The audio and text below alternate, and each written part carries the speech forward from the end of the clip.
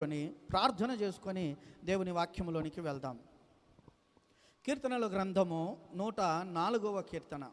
కీర్తనల గ్రంథము 104వ కీర్తన 28వ వచనాన్ని మనం చదువుకుందాం. 104వ కీర్తన 28వ వచనం. నీవు వాటికి పెట్టునది అవి కూర్చుకొనును, నీవు గుప్పిలి విప్పగా అవి మంచి వాటిని తిని తృప్తిపరచబడును. ఏమని తెలియజేస్తున్నా అంటే, ఈ కీర్తన భాగం అంతా మనం చదివితే దేవుడు తన సృష్టించిన సర్వ సృష్టికి ఏంటంట, తాను సృష్టించిన సర్వ సృష్టికి ఆయన కొన్ని కావలసినవి పెట్టుచున్నాడు.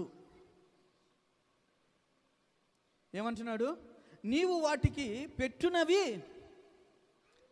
అవి కూర్చుకొనును. ఈ సర్వ సృష్టికి చెబుతున్నాడు.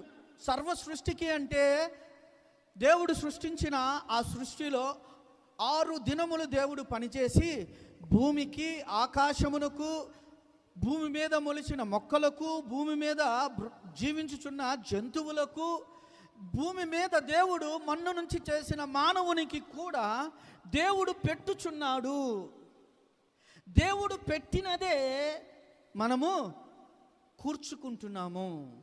దేవుడు పెట్టినదే మనము దాచుకుంటున్నాము, మనము సంపాదించుకుంటున్నాము. ఈ రోజుల్లో దేవుడు ప్రతిదానికి ఆయన పెట్టుచున్నాడు.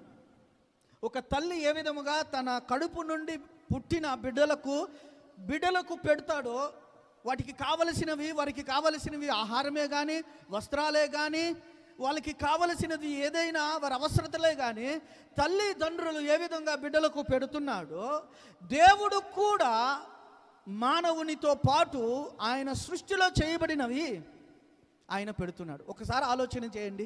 మొక్కలు ఎలా బ్రతుకుతున్నవి? మొక్కలకు ఆహారము ఎలా సంపాదించుకుంటున్నవి?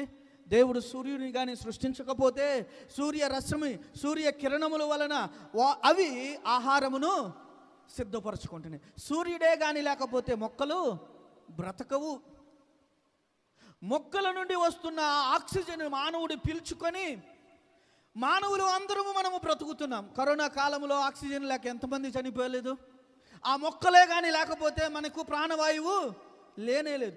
మన నుండి వస్తున్న కార్బన్ డైఆక్సైడ్, మన నుండి విడుదలవుతున్న కార్బన్ డైఆక్సైడ్